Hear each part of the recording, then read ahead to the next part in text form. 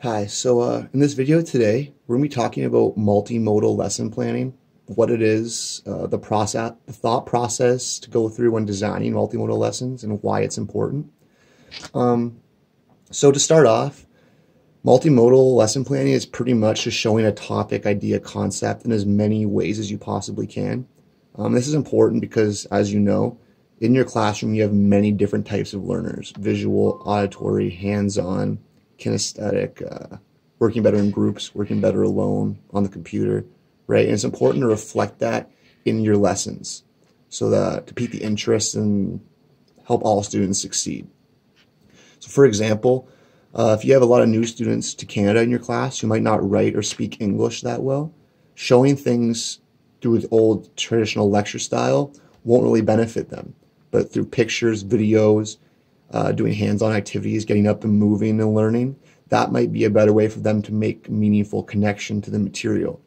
This wouldn't only help those students, it would help all students in your class who don't like learning in the traditional sit in a desk and take notes type of way.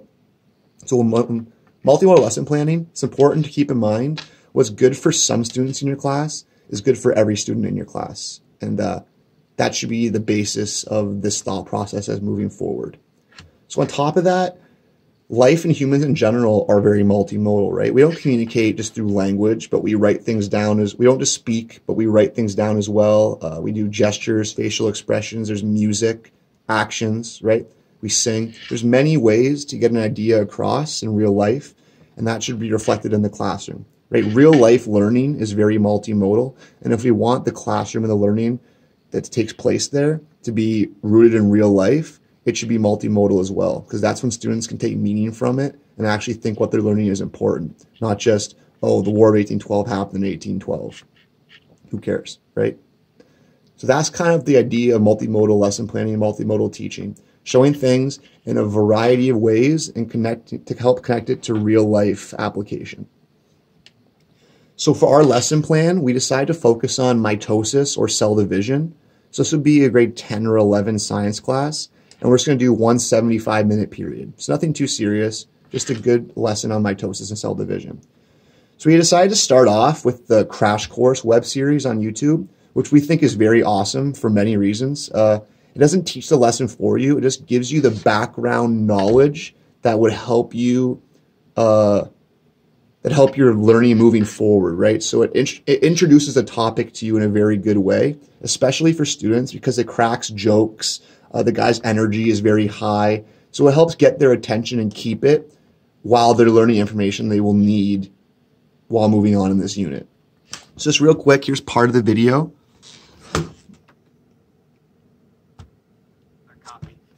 So he's showing the chromosomes here, the different parts of them. He talks about why cell division happens, why it's important. He talks about the parts of the cell that are involved in cell division. And he goes over the different phases of cell division as well. So right here is showing prophase, metaphase is right here. It just goes through all the parts of mitosis and shows it in a way that students will engage with it and find it interesting. Just giving background knowledge on that topic, not doing our teaching for us. So after that 10-minute video takes place, we were going to give about a 10-minute lecture style presentation, reiterating the knowledge or the content that was covered in the video, engaging the class in a discussion, maybe answering questions they had about the video, asking them questions to see if they understood things about the video, and kind of help their knowledge and their learning moving forward, right? Because that's what's very important when it comes to multimodal teaching. We want kids not just to see things in one way, but in multiple ways.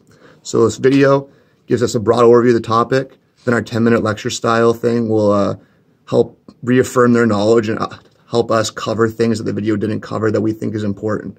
That's about 20 minutes of our class. So for the next 45 or 50 minutes, the rest of the class, you would have kids work on a little hands-on project, individually or in groups, whatever they think would be best for them.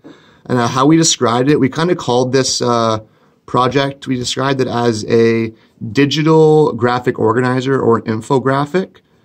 And these are very good because not only do students get to work with technology, but they get to show their learning in a multiple variety of ways. So students will use the social media platform Snapchat to construct a story that explains the process of mitosis.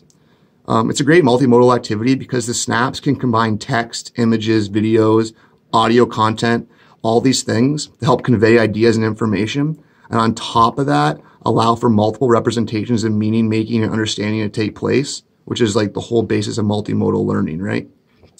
So this activity is an opportunity for students to practice on top of these things, computer, digital, and media literacy, in order to help manipulate technology to get what they need out of it, in order to be creative with technology, to make cool videos, cool projects, and help their understanding moving forward, especially in a more and more digital age, right?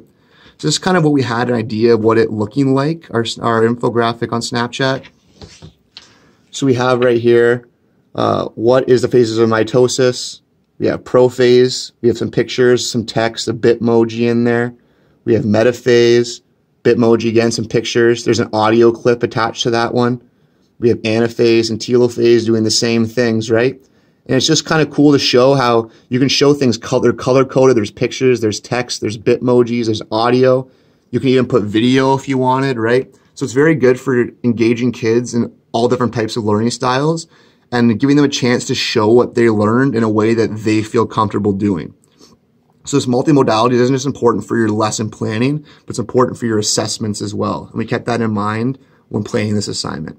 So we have a 10-minute video, a 10-minute lecture, and the rest of the class are going to be working on this kind of multimodal assignment. And we think this is a very good multimodal lesson plan for mitosis because it shows the same information in a multiple variety of ways, and it gives the students a chance to put the information down in their notes in a way that they will understand it because they are the ones that are doing it, right? Not just in pictures, not just in writing, but in both audio videos too. So that's what you want to keep in mind when planning a multimodal lesson.